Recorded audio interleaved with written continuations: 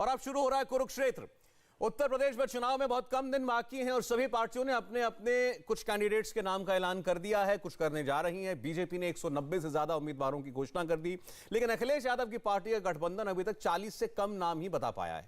इस मामले में अखिलेश यादव को बीजेपी बुरी तरीके से घेर रही है, क्योंकि ज्यादातर आरोप उन पर दागी कैंडिडेट लगाने का है। कहा जा रहा है कि आगे भी जो लिस्ट आएगी उनमें भी विवादित प्रत्याशी उतारे जाएंगे, इसीलिए उनकी लिस्ट अखिलेश यादव जारी नहीं कर रहे हैं। थोड़ी देर पहले योगी आदित्यनाथ बुलंदशहर में थे, उन्होंने कहा कि अखिलेश और समाजवादी पार्टी 10 साल के बाद भी नहीं सुधरी है। जब आदत किसी की बुरी हो जाती है ना, वो सर्दी सुधरती नहीं है। समाजवादी पार्टी की वो आदत जो 12 में थी वही 22 में भी है, 10 साल के बाद भी सुधरेगी नहीं। उन्होंने तो जैसे संकल्प ही ले लिया है कि हम कभी नहीं सुधरेंगे,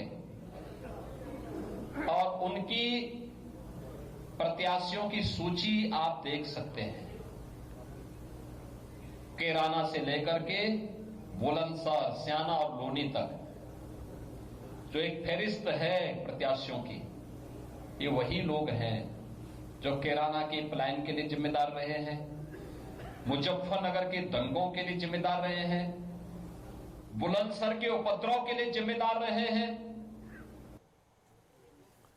समाजवादी पार्टी के गठबंधन पर सवालिया निशान उठ रहे हैं। आजम, मुख्तार, नाहिद, हसन, असलम चौधरी जैसे कई नाम हैं जिनको लेकर अखिलेश बीजेपी के निशाने पर हैं। आज यूपी में एक बार फिर जिन्ना का जिन्न भी बाहर निकल आया। यूपी में बीजेपी के प्रदेश अध्यक्ष स्वतंत्र देव सिंह ने पश्चिमी यूपी का जिक्र किया और लिखा कि यहां भी मुकाबला 80 और 20 का ही है। जंग 80% चौधरी चरण सिंह साहब के अनुयायियों की है, बनाम 20% जिन्ना के अनुयायियों के बीच। यानी उन्होंने सीधे सीधे किसानों की बात की और विपक्ष पर जिन्ना प्रेम का कटाक्ष भी किया। जाहिर है यूपी का चुनाव किसान, लॉ एंड ऑर्डर जैसे मुद्दों पर लड़ा तो जा रहा है, हिंदू मुस्लिम समीकरण भी बहुत जबरदस्त तरीके से हावी है।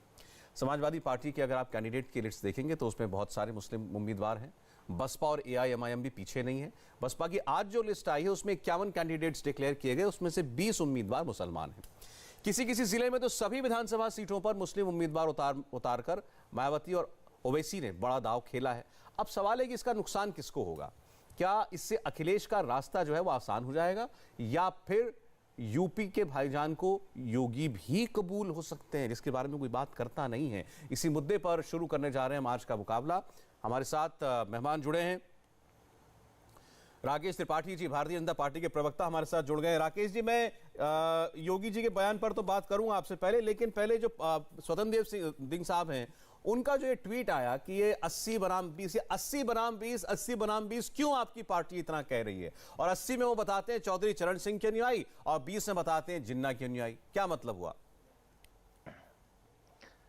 देखिए सौरभ जी, भारतीय जनता पार्टी ने 2019 के चुनाव में हमने 49% से ज्यादा वोट हासिल किया था। लगभग 50% वोट हम उत्तर प्रदेश में हासिल कर चुके हैं। और तब जब भारतीय जनता पार्टी के पास उत्तर प्रदेश में 1,87,00,000 प्राइमरी मेंबर थे।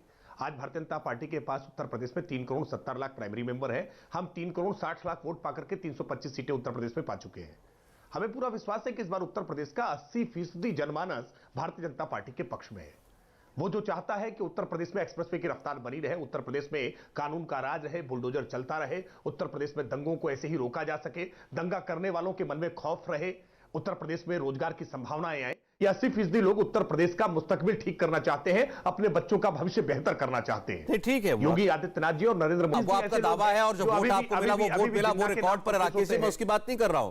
मैं अब 20% जो आपकी पार्टी कहती है, कई मुख्यमंत्री कह देते हैं, आज आपके पार्टी प्रदेश अध्यक्ष ने कह दिया और ये कहा कि वो 20% जिन्नावादी हैं।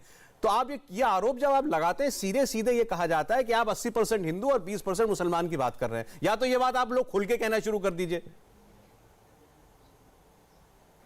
नहीं, हम हिंदू और मुसलमान के रूप में इसको देखने की बात ही नहीं कर रहे हैं। हम तो उत्तर प्रदेश में सकारात्मक शक्तियां और नकारात्मक शक्तियों की बात कर रहे हैं। हम उन लोगों की की बात कर रहे हैं, हम उन लोगों को देख रहे हैं जो आज भी कास्ट के आधार पर, कम्युनल एंगल के आधार पर अभी भी समाज को देखने का प्रयास करते हैं। जो समाजवादी पार्टी के, बहुजन समाज पार्टी के, कांग्रेस पार्टी के, आरएलडी के अभी भी समर्थक हैं, हम 20% में उन लोगों को देख रहे हैं कि ऐसे लोग जो आज भी पाकिस्तान के मैच जीतने पर तालियां बजाते हैं, आज भी जो भारत तेरे टुकड़े होंगे इंशाअल्लाह के नारे लगाते हैं, आज भी जो मोहम्मद अली जिन्ना को अपना कायदे आजम मानना चाहते हैं, वो लोग जिनको आज गन्ने के मसले पर बात करना अच्छा नहीं लगता है, जिन्ना के मसले पर बात करना अच्छा लगता है, जो अलीगढ़ मुस्लिम यूनिवर्सिटी में मोहम्मद अली जिन्ना की तस्वीर लगाए जाने पर गर्व की अनुभूति करते हैं, ऐसे लोग जो आजम खान के सपोर्टर होते हैं, ऐसे लोग जो आज रफीक अंसारी को टिकट देते हैं, असलम चौधरी को टिकट देते हैं, इमरान मसूद के बोटी बोटी बयान के बावजूद असलम चौधरी बैठे हैं आपके सामने। असलम चौधरी अभी राकेश जी, असलम चौधरी धौलाना के विधायक इस बार फिर उनको पार्टी लड़ा रही है, बैठे हैं यहाँ पर। असलम चौधरी से क्या शिकायत है आपको बताइए, मैं जवाब लेता हूं उनसे। नहीं बता देता हूं। असलम चौधरी पर 7 गौ तस्करों को जब गोली लगी तो इन्होंने कहा कि गोली मारने का बदला तेरे बाप से लूंगा।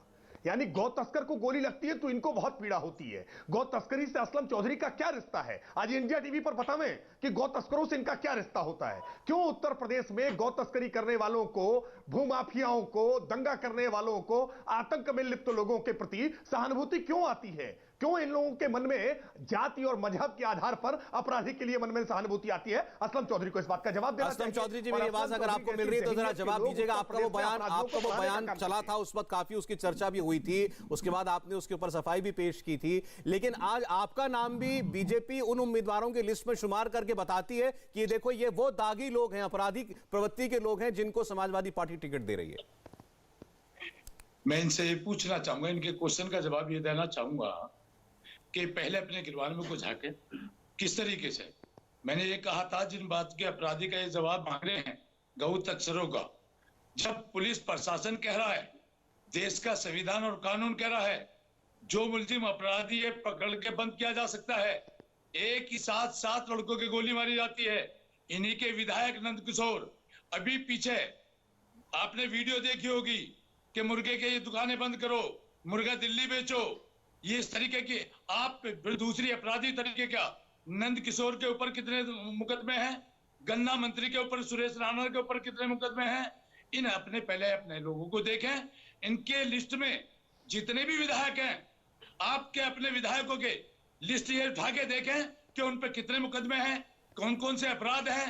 अभी पीछे धरना प्रदर्शन से मसूरी के अंदर 50 बीघे जमीन को, जो 200 करोड़ रुपए की जमीन थी, जब यहाँ एसपी चौहान साहब थे, उन्होंने 2 बीजेपी के विधायकों ने घेरने का काम किया। हमने पुलिस को लिखा, हमने शासन प्रशासन को लिखा, उसको मुक्त कराने का काम किया गया। आपसे मैं पूछना चाहता हूं, उस पर भी तो मुकदमा आप पे हुआ ना, उस पर मुकदमा आप पे हुआ नहीं हुआ? आप मेरे पे मुकदमा हुआ। जो समाज की जमीन सरकारी जमीन है, गांव की एलएमसी जमीन है, जो 200 करोड़ रुपए की जमीन, उसको बचाने के लिए मैंने धरना प्रदर्शन किया। उस पे सरकार ने दबाव में मेरे पे एफआईआर करी। जब जिस सरकारी संपत्ति को बचाने के लिए लड़ रहे हैं, जिस सरकारी संपत्ति को। अच्छा असलम साहब, एक बात मुझे बता दीजिए, एक बार इन्होंने पूछा था ऑन रिकॉर्ड, बता दीजिए आप पे कितने मुकदमे हैं और कौन कौन से मुकदमे हैं? मैंने एफिडेविट दिया है, मेरे ऊपर 10 मुकदमे हैं, मैंने एफिडेविट दिया है। और अभी जब मैं सपा का प्रत्याशी बनकर रोड शो किया, मेरे पे जब मुकदमा दर्ज किया गया, परमिशन से साइकिल रैली करी मैंने, जब पर मुकदमा किया गया। 307 का भी आप पे, 307 का भी है आप पे असलम साहब? 307 का उसी में हुआ था जो जमीन वाला मामला था, जबकि डॉक्टर की रिपोर्ट से 307 की कोई एफआईआर नहीं थी। एसपी साहब ने, एसएसपी साहब ने, डीएम साहब ने कहा था वो 360 काट कर 323 में कन्वर्ट हुआ था। वो कन्वर्ट हो गया आप कह रहे हैं? 323 में कन्वर्ट हुआ है। अच्छा, पुलिस प्रशासन ने किया है। तो आप कह रहे हैं सारे मुकदमे झूठे हैं आपके ऊपर? मेरे पे सारे राजनीतिक मुकदमे हैं। मैं रोड शो कर रहा हूं, आपकी पार्टी के सभी निजी पार्टियों के रोड शो भी करते हैं, ठीक है, भी करते हैं, प्रोग्राम करते हैं। चलिए ठीक है, एफआईआर क्यों नहीं होती? आपने ये माना कि आपके ऊपर मुकदमे तो हैं, 307 भी लगा था, बदल के 321 कर दिया, वो मान रहे हैं मेरे ऊपर, लेकिन ये कह रहे हैं इसे पॉलिटिकली मोटिवेटेड राजनीतिक मुकदमे हैं इनके ऊपर। और ऐसे कितने मुकदमे राकेश त्रिपाठी की पार्टी के उम्मीदवारों के ऊपर होंगे? राकेश त्रिपाठी, मैं जवाब ले रहा हूं, जरा 1 मिनट असलम साहब। देखिए, बोलिए।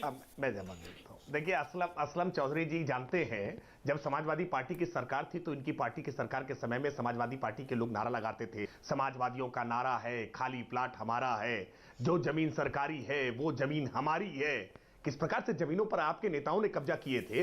आजम खान साहब तो आपकी पार्टी के बड़े नेता थे, किस प्रकार से उन्होंने जमीनों को सरकारी जमीनों को कब्जा करके अली जौहर यूनिवर्सिटी बनाने का काम किया था। अरे सुनिए असलम चौधरी जी, सुनिए सुनिए भाई, अभी तो पोल खोलना शुरू किया है, अभी तो कुछ अभी वाकई गिनाना शुरू किए हैं भाई। अभी आप सुनिए, कोर्ट के आदेश से डिमोलिश किया है, कोर्ट के आदेश से हमने जमीनें खाली कराई हैं। एंटी भूमाफिया टास्क फोर्स जो बनाया था ना, उसकी दहशत कितनी आप लोगों के भीतर आई है हम जानते हैं। एंटी भूमाफिया टास्क फोर्स बना करके हमने गरीबों की, दलितों की, विधवाओं की और सरकारी जमीनें हमने खाली कराने का काम किया है। किस तरह से सरकारी जमीनों, ये तो अभी आप पे आरोप लगा रहे थे कि आपके विधायक सरकारी गांव की जमीन घेरना चाहते थे। ये कह रहे हैं कि आपके विधायक गांव की जमीन घेरना चाहते थे, उसी के चक्कर में मुकदमा लगा दिया इन पे। नहीं, विधायक जी तो छुड़वा रहे होंगे जमीन, विधायक जी तो जमीन छुड़वा रहे होंगे, जमीन तो इन्होंने घेर रखी होगी। इनको पीड़ा हो रही होगी कि ये जमीन जो सरकारी थी ये तो हमारी थी, इस सरकारी हमारी जमीन पर कहीं कोई और कैसे आकर के हस्तक्षेप कर रहा है, कोई उसको छुड़वा कैसे रहा है। आज हमने सरकारी जमीनों पर गौशालाएं खुलवाई है और ये चाहते हैं कि गो तस्करी कराई जाए, ये चाहते हैं कि कैसे अवैध बूचड़खाने चलवाए जाए, कैसे कसलगाह चले, कैसे गाय कटे, गाय कटवा करके बड़े पैमाने पर तस्करी कराने वाले लोग किस मुंह से आज सुख राजनीति की बात करते हैं, सांप्रदायिक सद्भाव की बात करते हैं। आत्माओं को चोट पहुंचा करके गायों की तस्करी कराने वाले लोग। अरे भाई, ये इस्लाम भी इजाजत इसकी नहीं देता है। अच्छा ठीक है, एक मिनट। डॉक्टर अजीज खान जुड़े हैं हमारे साथ और शुएब कासमी साहब जमात उलमा हिंद से जुड़े हैं हमारे साथ। ठीक है, मैं डॉक्टर अजीज खान साहब स्वागत है आपका, आपको चर्चा में लाना चाहता हूं। कासमी साहब आपका भी स्वागत है। देखिए सारी एक सेकंड सर, असलम साहब आप ही की पार्टी के डॉक्टर साहब बैठे हैं, उनके पास जा रहा हूं। आज सुबह ही शुरुआत हो गई, पहले जब मुख्यमंत्री ने कहा 10 मार्च को तैयारी कर ले सपा शर्मनाक हार की, और उसके बाद जो प्रदेश अध्यक्ष हैं स्वतंत्र देव सिंह साहब, क्योंकि आज माहौल पश्चिमी उत्तर प्रदेश का बना हुआ है, बड़े बड़े नेता वहां पर जाकर के सभाएं वो प्रचार कर रहे हैं, तो उन्होंने कहा कि पश्चिमी उत्तर प्रदेश का चुनाव जो है वो 80% चौधरी चरण सिंह के अनुयायियों बनाम 20% जिन्ना के अनुयायियों के बीच में। देखिए सौरभ जी, ये प्रदेश अध्यक्ष जी ये बयान आज नहीं दिए हैं, ये बयान पहले भी आया है। देश प्रदेश के जो मुख्यमंत्री हैं उन्होंने पहले भी कहा है, लेकिन उन्होंने पहले भी जवाब नहीं दिया कि जो आगरा में मॉब लिंचिंग हुई अरुण वाल्मीकि की, उसको मार दिया गया पकड़ करके, पुलिस ने कस्टडी में लेकर के, वो 80 में है या 20 में, ये नहीं जवाब दिया था। मैंने पहले भी सवाल किया था कि किसानों को जो कुचला गया लखीमपुर में, वो 80 में है या 20 में है। हाथरस में रात के अंधेरे में बेटी को जलाया गया, वो 80 में आती है या 20 में आती है। मनीष गुप्ता को जिस तरीके से मॉब लिंचिंग किया गया, इनकी अधिकारियों ने मारा, वसूली को लेकर के मारा, मैं जानना चाह रहा हूं 80 में है या 20 में है। बड़े बड़े हादसा हुए हैं, मैं जानना चाह रहा हूं 80 में है 20 में है। वो 80-20 को डिफाइन नहीं कर पा रहे, आज कंफ्यूजन की स्थिति है। मैं जानना चाह रहा हूं, जब 2 हफ्ते चुनाव के बचे हैं तो सरकार की जिम्मेदारी होती है कि अपनी उपलब्धियों को ले जाती है लोगों के बीच में। मैं देख रहा हूं कि लगातार अभी अमित शाह जी आए हैं, अब ये कि योगी जी निकले हैं। अभी योगी जी का एक स्टेटमेंट में देख रहा था, उन्होंने कहा कि कोरोना में उत्तर प्रदेश ने एक नया मॉडल खड़ा किया है। कौन सा मॉडल खड़ा किया? टीन सेट से लाशों को ढकने का मॉडल खड़ा किया है। आज वो बोल रहे थे अलीगढ़ में, उन्होंने कहा कि यूपी में उद्योग के लिए सुरक्षित माहौल है। कौन सा सुरक्षित माहौल है? कितना उद्योग लगाया? मैं जानना चाहता हूं, इन्वेस्टमेंट मीट हुआ, वायदा किया था, दावा किया था, कितने लाख करोड़ रुपए आएंगे, कितने कारखाने लगाए गए, कितने उद्योग धंधे लगाए गए, ये सवाल का जवाब दे।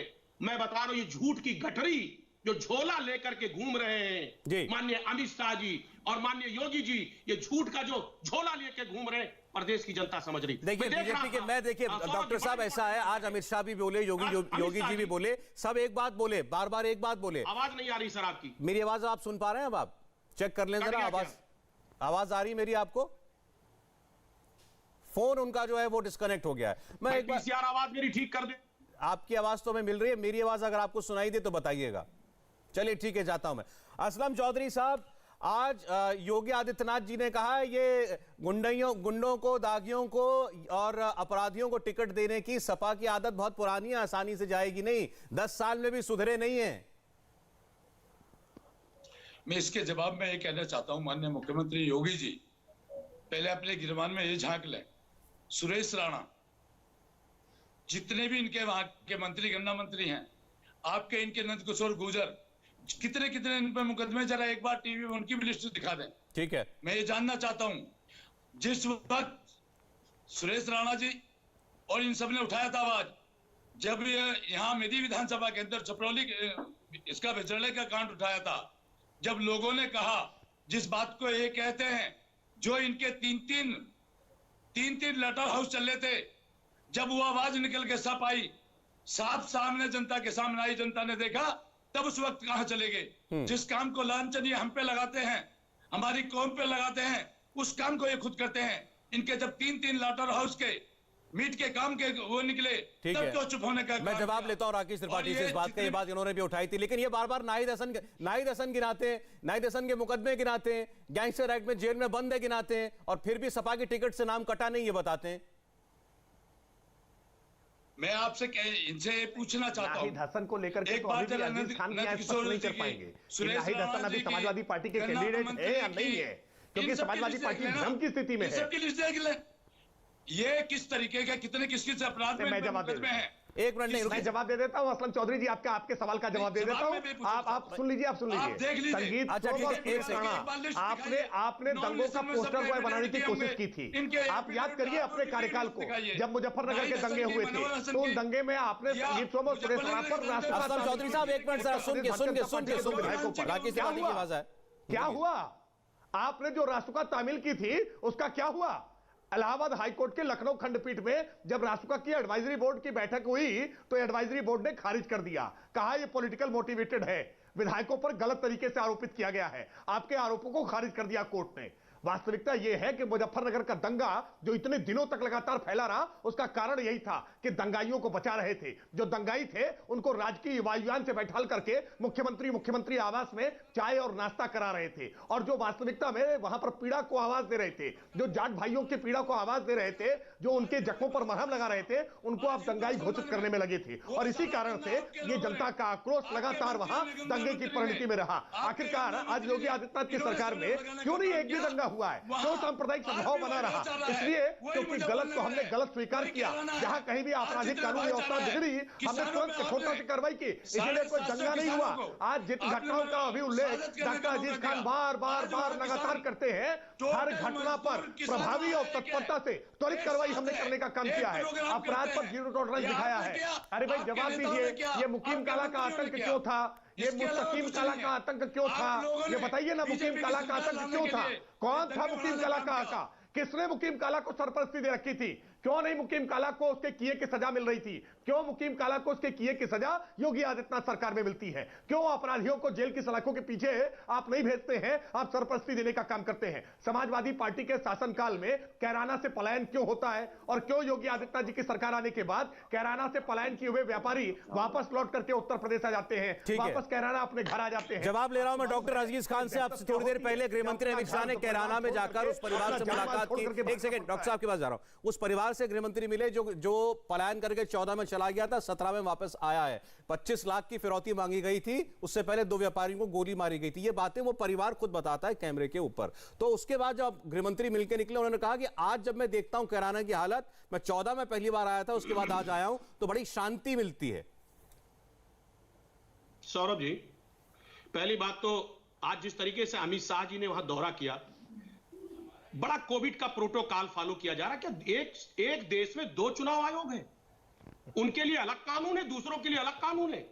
आप देखिए बगैर मास्क के, और एक बड़ी लंबी भीड़ लगातार साथ में चल रही थी। आपके चैनल ने भी दिखाया और तमाम चैनल दिखा रहा था। मैं जानना रहा हूं, चुनाव आयोग से मेरी मांग है कि इस तरीके का प्रोग्राम बिल्कुल कतई नहीं होना चाहिए और इसको संज्ञान में ले। ठीक है, चुनाव आयोग एफआईआर करे। पहली बात तो एफआईआर करे, इसलिए क्योंकि हमारे यहां छोटा सा प्रोग्राम हुआ था, उस पर इतनी बड़ी कार्रवाई की थी। मैं आपकी सवाल पे आना चाह रहा हूं। मैं जानना चाह रहा हूं सौरभ जी, ये पलायन का इशू जो उठ रहा है लगातार, जो मैं देख रहा हूं, मैं जानना चाह रहा हूं, 5 साल का कार्यकाल बीत गया, मैं जानना चाह रहा हूं, आज पलायन की बात उभर करके आ रही है। ये जो लगातार 5 सालों में जो पलायन हुआ है, आपने रोजगार नहीं दिया, आपने रोजगार सृजित नहीं किया। पूरे उत्तर प्रदेश से लोग भाग करके दूसरे प्रदेशों में जा रहे हैं। कौन जिम्मेदार है? खाली नहीं डॉक्टर साहब, पहले उस पलायन की बात तो बताइए ना। अगर देखिए, अगर ये बात केवल बीजेपी कहती तो मैं शायद आपसे नहीं पूछता है बात, लेकिन अगर वो परिवार कह रहा है, एक सेकंड डॉक्टर साहब उसका जवाब दीजिए। जैसे आप इनको खोद के सवाल पूछते हैं, पूछना चाहिए, आपका हक है, ऐसे आपको भी अपने वक्त की जिम्मेदारियां उठानी पड़ेंगी। अगर वो परिवार की बहू जो है कैमरे पर इंडिया टीवी के रोने लग गई, हमारे रिपोर्टर बात कर रहे थे आंसुओं से, बोले हमारे होश फाख्ता हो गए, सुबह दुकान खोली, चिट्ठी पड़ी थी, शाम तक 25 लाख रुपए दे दो नहीं तो गोली मार देंगे। थाने में गए, कुछ नहीं हुआ। सौरभ जी ये बीजेपी का प्रायोजित कार्यक्रम है। सर कैसे प्रायोजित है? वो परिवार कैसे प्रायोजित हो सकता है? वो आंसू कैसे प्रायोजित हो सकते हैं? सर अरे सौरभ जी मुझे मौका दे। बोलिए। हमें 20 सेकंड मौका दे, अपनी बात आप रखिएगा। मैं जानना चाह रहा हूं कि ये 5 साल बाद ये कैराना का इशू उभर करके आता है, अभी तक 5 साल तक क्यों नहीं उभरा? अमित शाह जी ने पहले मामला क्यों नहीं उठाया? योगी जी ने पहले मामला क्यों नहीं उठाया? आज जब अपनी उपलब्धियों को बताने के लायक कुछ नहीं है, आज योगी जी के पास कुछ नहीं बताने को कि नौकरी कितनी दी, कानून व्यवस्था की स्थिति कैसी है, आज किसानों की स्थिति क्या है, जब बताने के लिए कुछ नहीं है तो कैराना ले आए, जिन्ना ले आए, गन्ना ले आए। नहीं, जिन्ना तो आप लाए, जिन्ना आप लाए थे, जिन्ना आप लाए थे। ना गलत बात डॉक्टर साहब, जिन्ना आप लाए थे, गन्ना हो सकता है ये लाए हो, जिन्ना और गन्ना आप भी लाते हैं, गन्ने की बात होनी चाहिए।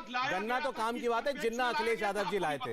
दूसरी बात, ये पलायन का मुद्दा ये पहली बार नहीं उठा रहे सर, ये पलायन का मुद्दा पहली बार आपने कहा, पहली बार उठ रहा है। कहां उठ रहा है पहली बार? ये तो कई साल से उठ रहा है। ये कई साल से वहां पे पहले हुकुम सिंह जी ने बात की थी, उसके बाद उनकी पुत्री ने बात की थी, उसके बाद से तमाम लोग जब भी वहां पर चुनाव होता है कोई भी बात करते हैं। मैं एक वीडियो भी दिखा सकता हूं आपको। हाँ। मैं एक वीडियो दिखा सकता हूं हुकुम सिंह जी का, मेरे पास है मोबाइल में। उन्होंने ये कहा था कि ये पलायन का मुद्दा ना तो हिंदू मुसलमान का है और ना यहां और कोई दूसरी स्थिति है, रोजगार का मामला है।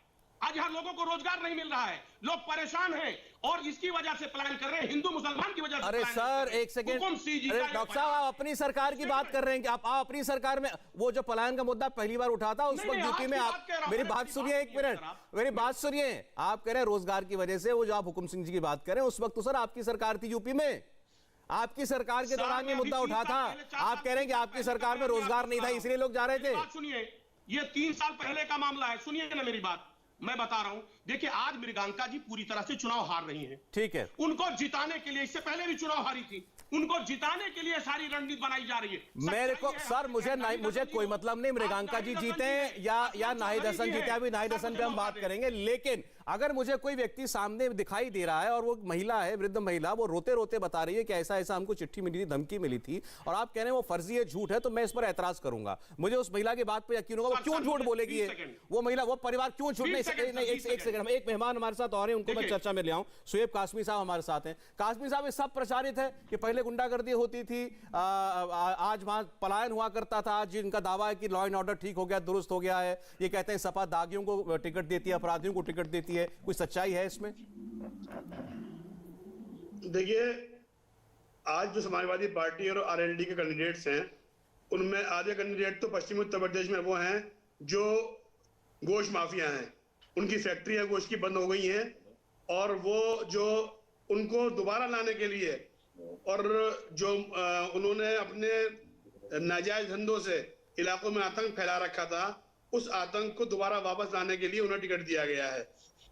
उत्तर प्रदेश का मुसलमान ऐसे माफियाओं से तंग आ चुका था, और इस बार पूरी तरीके से उनकी शिकस्त होगी। मुसलमान इन्हें वोट देने वाला नहीं है, क्योंकि आम मुसलमान, गरीब मुसलमान, पिछड़ा मुसलमान, जिसको 5 साल के अंदर सहूलत मिली, उससे फरोती नहीं मांगी गई, उसको कहीं छुपना नहीं पड़ा, अपने शहर में अमन अमान से रहा, अपने इलाके के अंदर सारी स्कीमें मिलती रही, किसी ने आगे उसके बच्चे को उठा के किडनैपिंग नहीं मांगी। वो भारतीय जनता पार्टी को, योगी जी की सरकार में खुश है, उन्हें वोट देना चाहता है। इसलिए मुलायम सिंह जी के जो साहबजादे हैं, उनकी वो तमाम कोशिशें कि मुसलमानों को बहका के हम इस्लाम के नाम पे वोट ले लेंगे, ऐसे माफियाओं को, शराबियों को और गोश्त के तस्करों को टिकट देके करोड़ों करोड़ रुपए चुनाव में लगा के चुनाव। अच्छा, मुझे एक बात और बताइए कासमी साहब, एक बात और बताइए, ये बताइए कि ये आम लोग मानते हैं कि मुसलमान तो वोट करता नहीं बीजेपी को, और इस चुनाव में तो कतई नहीं करेगा, क्योंकि पहले योगी को हराना है, फिर मोदी को हराना है। क्या हकीकत है इसमें? नहीं भाई, ये मानते हैं ना, पिछली बार भी यही कह रहे थे, 2014 में भी ये कह रहे थे, 2017 में भी ये कह रहे थे, 19 में भी ये कह रहे थे। हर बार मुस्लिम वोट भारतीय जनता पार्टी की तरफ बढ़ रहा है। उत्तर प्रदेश में कोई विधानसभा ऐसी नहीं है कि जहां एक अच्छी तादाद भारतीय जनता पार्टी को वोट देगी, क्योंकि वो लोग मजलूम लोग हैं जो सपा और बसपा के गुंडों से तंग आ चुके थे। इनको फिरौतियां देकर अपने इलाकों के अंदर परेशान थे। इनकी बदमाशियों से सुबह को थाना में पकड़वाया करते थे, शाम को छुड़वाया करते थे। लाखों रुपए आम गरीब आदमी के थानों में खर्च होता था, जो इस सरकार के तरफ बंद हो चुका है। कौन से महात्मा गांधी हैं? इस सरकार के अंदर आप अपनी जबान को वापस करिए, गुंडा अल्फाज पे आप अपनी जबान को मिले हैं। एक मिनट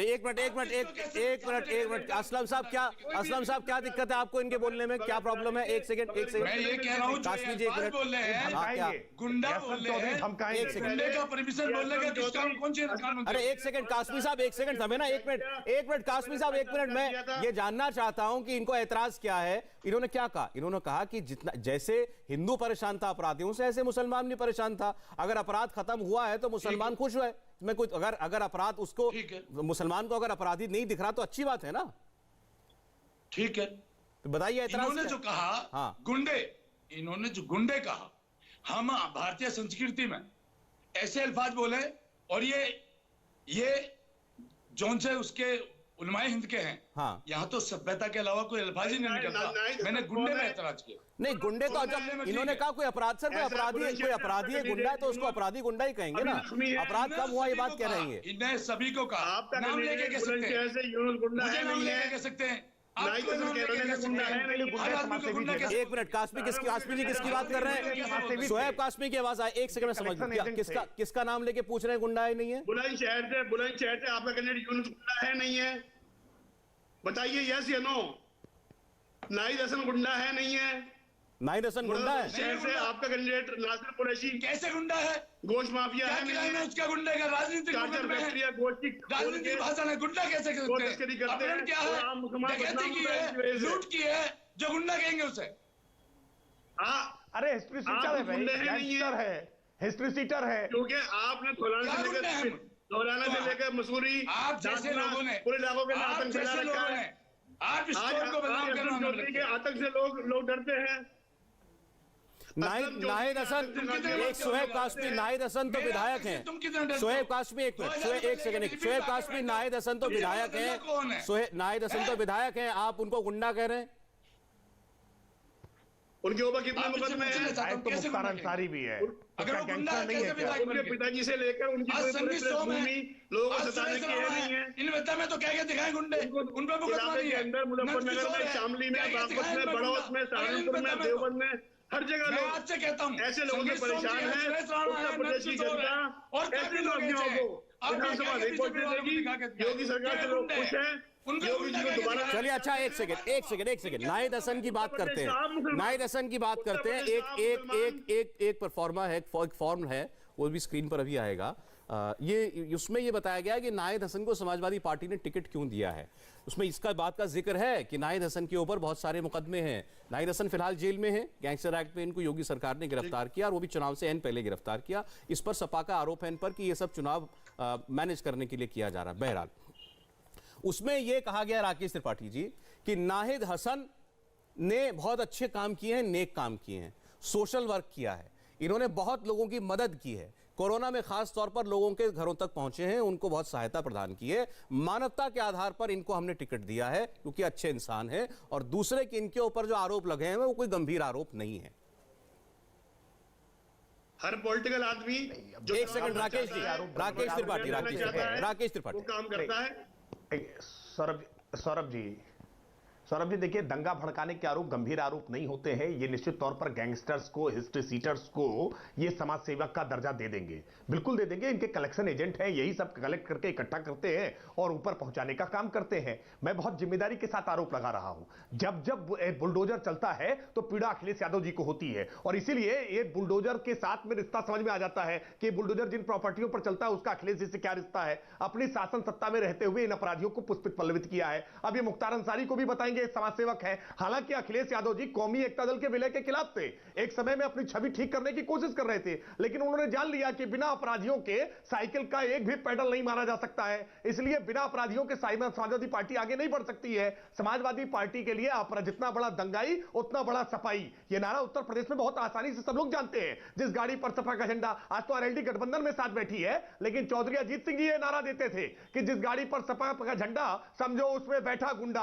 अब आज चौधरी अजीत सिंह जी के बेटे चौधरी अजीत सिंह जी नहीं है, लेकिन जयंत चौधरी जी अब इस बात को खारिज ब्रेक लेना है मुझे, उससे पहले डॉक्टर अजीज खान का जवाब ले लूं आपकी बात पर। डॉक्टर अजीज खान को एक साथ लेकर के चलते थे, ठीक है। अतीक अहमद हो, मुख्तार अंसारी हो, रिजवान जहीर हो, इमरान मसूद हो। राकेश जी आगे समय मुझे मिल जाएगा, एक ब्रेक लेना है मुझे, उससे पहले एक बार एक डॉक्टर अजीज खान का जवाब सुनिए। बोलिए डॉक्टर साहब। देखिए सौरभ जी, राकेश त्रिपाठी ने सब बताया, ये नहीं बताया कि जिसको पुलिस ढूंढ रही है धनंजय सिंह को, वही पुलिस पिच तैयार करती है, धनंजय सिंह उस पर खेल खेलते हैं, क्रिकेट खेलते हैं। इसके बारे में नहीं बताया। अरे बता दीजिए ना इसके बारे में। आप ब्रजेश सिंह के बारे में नहीं बताया आपने, अब ब्रजभूषण शरण सिंह के बारे में नहीं बताया, और अभी लगातार नाहिद हसन की बात आप कर रहे थे। सुनिए मेरी बात, आपने नंद किशोर गुर्जर के बारे में नहीं बताया, सुरेश राणा के बारे में नहीं बताया, जो भी लेटेस्ट आपने जो टिकट दिया है, संगीत सोम, कमल दत्त शर्मा, बाबूलाल, इन सब के बारे में नहीं बताएंगे आप? अरे आप बताना चाह रहे हो, बताइए ना। आपको ये लोग नहीं दिखते हैं, इसलिए नहीं दिखते हैं क्योंकि आप देखना नहीं चाह रहे, क्योंकि आपके पास बताने के लायक कुछ नहीं है। आपने जो सूची जारी की है उसमें 25% लोग अपराधी हैं, और गंभीर अभी आपने सुना नहीं, आपने हंसुका लगाया था, सुरेश राणा जी पर हंसुका लगाया था, खारिज हो गया। चौधरी हो, सुनिए मेरी बात, इसलिए कोर्ट ने माना कि आपने गलत तरीके से लगाया था, पॉलिटिकल मोटिवेटेड था। आप नहीं, मैं चिल्ला नहीं रहा हूं, मैं तो तथ्य बता रहा हूं। राजनीतिक मुकदमा है, राजनीतिक मुकदमा। आज जब आप तिलमिला गए, आपके पास बताने के लायक कुछ नहीं है, तो आप गंभीर आरोप। अच्छा एक सेकंड डॉक्टर साहब, मुझे एक बात का क्लैरिफिकेशन दीजिए, क्योंकि हमको भी कंफ्यूजन है। डॉक्टर अजीज खान इसमें थोड़ा स्थिति स्पष्ट कीजिए। नाहिद हसन आपके उम्मीदवार है नहीं है? प्रेस कॉन्फ्रेंस में अखिलेश जी कहते हैं कि हम उनके परिवार में जिस पर आरोप नहीं होगा उसको टिकट दे देंगे। उनकी बहन नॉमिनेशन फाइल कर देती है, लेकिन वो इंडिपेंडेंट खड़ी हैं। नाहिद हसन का नाम आपकी लिस्ट में अभी तक मौजूद है, तो ये नाहिद हसन का स्टेटस इस वक्त क्या आपकी कैंडिडेट है नहीं है? देखिए, नाहिद हसन कैंडिडेट हैं, उनकी बेटी ने इंडिपेंडेंट फॉर्म भरा है, वो बात की स्थिति होगी, अभी वो बाद में हमारे राष्ट्रीय अध्यक्ष जी उस पर। मैं दूसरी बात कहना चाह रहा हूं। अरे बेटी नहीं, बहन में भाई, मेरी बात सुनिए। अरे भाई आप गंभीरता क्यों? आप जब हमने कह दिया कि आपको जानकारी नहीं, कैसे प्रवक्ता है? चलें ठीक है। अच्छा नहीं, हमें खूब पता है, हमें खूब पता है। रुकिए आप, हम सिर्फ कासमी साहब की बात करना चाहते। लगातार एक फहरिस्त तैयार, इनको शायद कासमी साहब को यह नहीं पता कि जो किसान था लखीमपुर में, वो हिंदू था, मुसलमान था, उसको कुचला गया। किसने कुचला? गृह मंत्री ने कुचला। क्या कार्रवाई हुई? जरा वो कानून व्यवस्था पाठ्यक्रम एक पढ़ करके आए, कानून व्यवस्था हाथरस में बेटी को जला दिया गया, वो नहीं दिख रहा है आपको? आप देखिए मनीष गुप्ता नहीं दिख रहे हैं आपको आप चश्मा पहन रखे हैं, आपके पास चश्मे से दिखाई नहीं दे रहा है, आपको चश्मे से दिखाई नहीं दे रहा है, आपको चश्मे से। चश्मा बदलिए, आप चश्मा बदलिए। एक बार शुएब कासमी की बात, शुएब कासमी की बात। दम है उत्तर प्रदेश के हिंदू नहीं मुसलमान परेशान हो चुका है। सोम पे बोलिए, और आने वाले चुनाव के अंदर ऐसे एक अपराधी को के चुनाव हराएंगे और इनको घर बिठाएंगे, जो अल्लाह ने भी करा। असलम चौधरी, आपको बता देता हूँ, असलम चौधरी जो है कल तक ये कहा करते रहे जब बसपा के अंदर थे, सपा की जो है सरकार जो गुंडों की सरकार है, मगर इन्हें वहां पर सबर नहीं हुआ, क्योंकि जो गुंडागर्दी इनकी चले ठीक है, नहीं चल पाई, 5 तारीख जमीनों को कब्जा नहीं कर पाई, अभी दोबारा इस कोशिश में है। देखिए अपराधियों की बात हुई तो बहुत सारे इल्जाम भाजपा ने लगाए हैं, बहुत सारे काउंटर आरोप जो है वो सपा के प्रत्याशी हमारे साथ बैठे उन्होंने लगाया, डॉक्टर अजीज खान बैठे उन्होंने लगाया है एक। लेकिन जो बात शुएब कासमी कह रहे हैं, एक सेकंड, जो शुएब कासमी कह रहे हैं उस पर हम, जो बाकी वक्त हमारा बचा उस पर हम बात करेंगे। एक बार फिर से आपको इस वक्त की बड़ी खबर बता दें, समाजवादी पार्टी के बड़े नेता आजम खान ने सुप्रीम कोर्ट में एक अपील दायर की है और उन्होंने चुनाव प्रचार करने की इजाजत देने की मांग की है। आजम खान सीतापुर जेल में बंद हैं और उन्होंने मांग की कि उन्हें अंतरिम बेल दी जाए। इस पर पहले एक रिएक्शन में राकेश त्रिपाठी आपको चाहता हूं, फिर अजीज साहब आपके पास आता हूं। आजम खान चुनाव प्रचार करना चाहते हैं।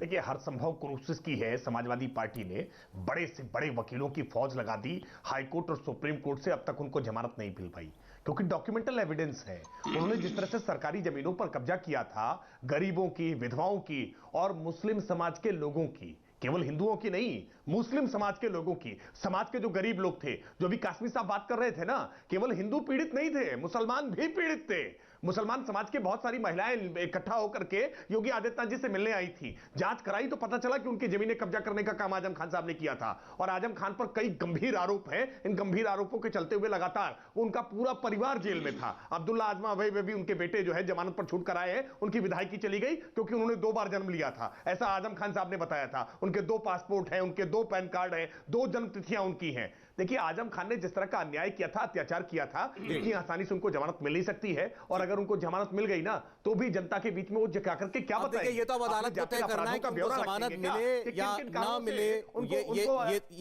ये तो उनको खैर ये अदालत ही तय करेगी। लेकिन एक बात सही है कि इस बार अजीज साहब, आप आजम खान साहब की कमी तो जरूर महसूस कर रहे होंगे। हर कैंपेन में वो आपके एक बड़े चेहरा रहा करते थे, हर कैंपेन में आपके। डॉक्टर अजीज, देखिए सौरभ जी, एक बात आप समझ लें। देखिए, बीजेपी का चेहरा देखिए आप, एक शख्स जो शिक्षा पर इतना बड़ा काम करता है, जो एक यूनिवर्सिटी बनाता, अदारा बनाता है, जिसमें हिंदू, मुस्लिम, सिख, ईसाई, दलित, पिछड़ा, गरीब सब पढ़ने आगे बढ़ता है, जिसके पढ़ने के लिए वो इंतजाम, हंसिए नहीं, आप पूरी बात सुनिए, आप इंतजाम करता है। आप अंदाजा लगाइए कि राजनीतिक साजिश के तहत उस शख्स को जेल भेज दिया जा रहा है।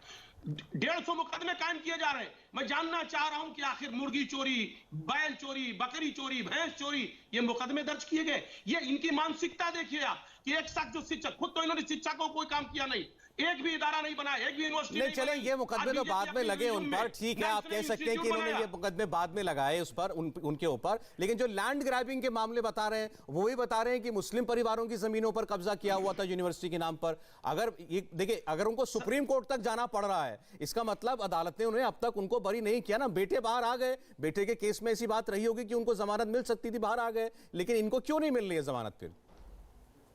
देखिए सौरभ जी, जब अधिकारियों को लगाया गया कि पेचीदादार मुकदमा बनाओ, इनके ऊपर साजिशन, तमाम बड़े मुकदमे दर्ज करो, तो जाहिर सी बात, जब अधिकारी अपॉइंट हुआ उसके लिए, तो जाहिर सी बात है कि मुकदमे इस कदर लगाए गए, और वो मुकदमे लगाए गए। लेकिन न्यायालय, मुझे विश्वास है कि न्यायालय बरी करेगा। इन्होंने जो राजनीतिक साजिश के तहत उनके कैरियर को बर्बाद करने की कोशिश की, शिक्षा का जो काम इतने बड़े स्तर पर माननीय आजम खान बार बार हंसे हैं इस पे, आपकी बात की बात पर राकेश त्रिपाठी, मैं जान लूं इसमें किस बात पर आपको हंसी आ रही राकेश जी? जबरदस्ती आजम खान को ये शिक्षा के लिए मसीहा बता रहे हैं। नहीं, अरे भाई, ये कैसा संदेश दे रहे हैं? एक ऐसा व्यक्ति जो फोर्जरी के मामले में, लैंड ग्रैबिंग के मामले में, संगीन अपराधों के मामले में, जो भारत मां को सार्वजनिक तौर पर डायन कहता रहा हो, आजम खान की पूरी जिंदगी को आप देखिए किस तरह से भड़काऊ बयान लगातार देते रहे हैं। आप उनको शिक्षा का नायक बता रहे हैं। अरे क्या कोई शर्म लिहाज बाकी रह गई कि नहीं? कुछ तो मर्यादा का ध्यान रखिए भाई। हाईकोर्ट से जमानत नहीं हुई, पूरा परिवार जेल में है, आप कह रहे हैं कि अधिकारियों ने मुकदमा बना दिया है। अरे भाई, मुर्गी चोरी का मुकदमे की अगर एफआईआर किसी ने दी है तो एफआईआर नहीं लिखी जाएगी क्या? अरे भाई, हमारी सरकार आपकी सरकार की तरह नहीं है ना कि गायत्री प्रजापति के खिलाफ एफआईआर लिखाने के लिए भी सुप्रीम कोर्ट तक जाना पड़ता हो। हमारी सरकार में अगर कोई एफआईआर की तहरीर देगा तो निश्चित तौर पर एफआईआर दर्ज करेंगे, विवेचना होगी, विवेचना के बाद चार्जशीट कोर्ट में जाएगी, कोर्ट फैसला लेगी। मैं आता हूं अकबर, इस पर असलम चौधरी भी कुछ कहना चाह रहे हैं। 1 मिनट, असलम चौधरी, आवाज नहीं आ रही आपकी चौधरी साहब। म्यूट तो नहीं हो गया? म्यूट तो नहीं हो गया? नहीं आ रही आपकी आवाज, बोलिए डॉक्टर अजीज। देखिए सौरभ जी, ये कह रहे हैं एफआईआर किया। मैं कहना चाह रहा हूं, कुलदीप सेंगर के खिलाफ 8 महीने एफआईआर नहीं हुआ। जब सुप्रीम कोर्ट का दखल हुआ तो एफआईआर हुआ। चिन्मया नंद के खिलाफ हुई थी भाई, आपको जानकारी नहीं है। इतना बड़ा घटना किया, समझिए सरकार बना रही थी, बचा रही थी, मुख्यमंत्री महोदय बचाते रहे। आप जानिए कि जो लड़की ने आरोप लगाया, एफआईआर दर्ज हुई, गिरफ्तारियां हुई हैं, उस लड़की को जेल में भेज दिया। ये आप मत कहिए ये कानून व्यवस्था की स्थिति 5 साल कैसी रही है, आपको नहीं डॉक्टर अजीज, मैं एक बार, आपने कुलदीप सेंगर की बात करी, बहुत गंभीर आरोप है उस व्यक्ति के ऊपर। अगर कुलदीप सेंगर इनकी सरकार में होते हुए जेल में चला गया और आजम खान भी चले गए, तो कुलदीप सेंगर पर तो आप कहेंगे कि हमारे दबाव में हुआ, और आजम खान पर आप कहेंगे कि राजनीतिक विद्वेष से हुआ। आप सौरभ जी एक बात बताएं, 116 डबल मुकदमे उनके स्टैंडर्ड ऊपर दर्ज इनका है। है।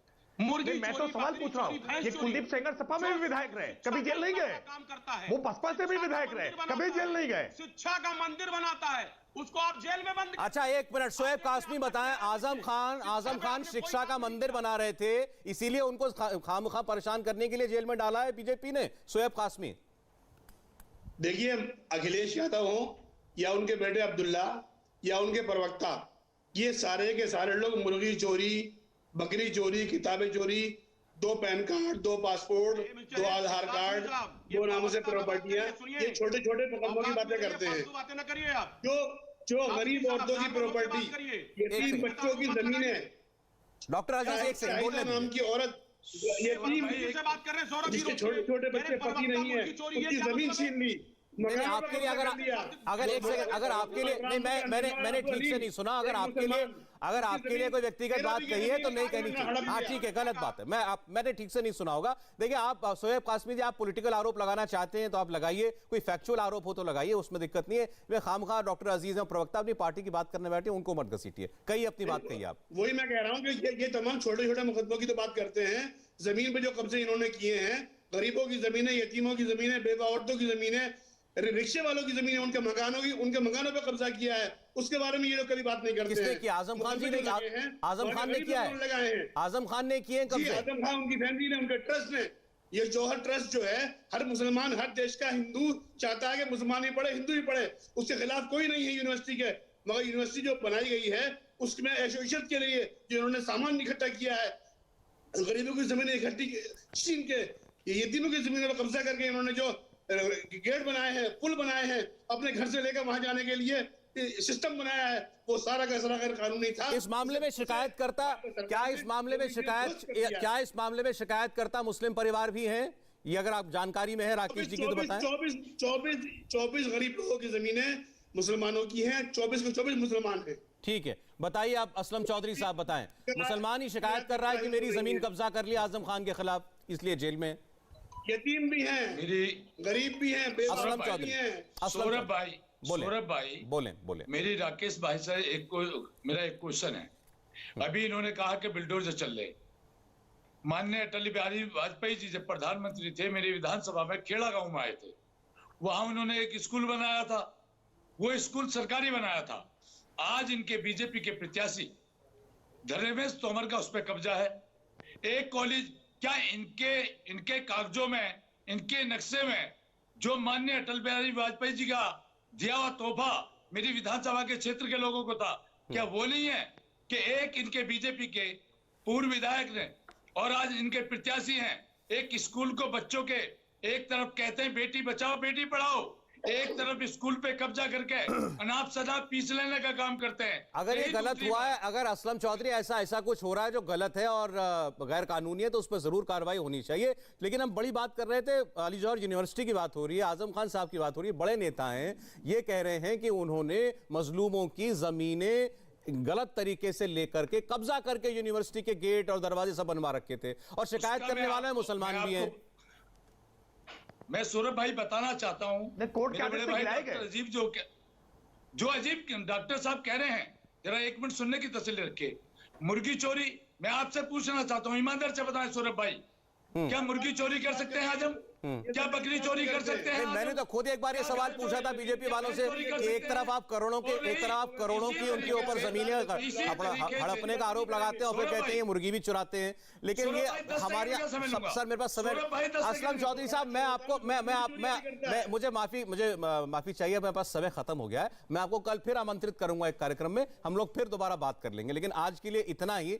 अब जो भी मुकदमे होते हैं, खैर ये कानून का अफसर लिखता है, तब वो जाते हैं, फिर वो अदालतों में भी जाते हैं, तो इसलिए कहीं से शिकायत आई, इसलिए ये सब मुकदमे हुए। बहुत शुक्रिया आप लोगों का जुड़ने के लिए। इंडिया टीवी हर वक्त हर जगह डाउनलोड करने के लिए सर्च करें India TV news Google play store या ऐप स्टोर पर।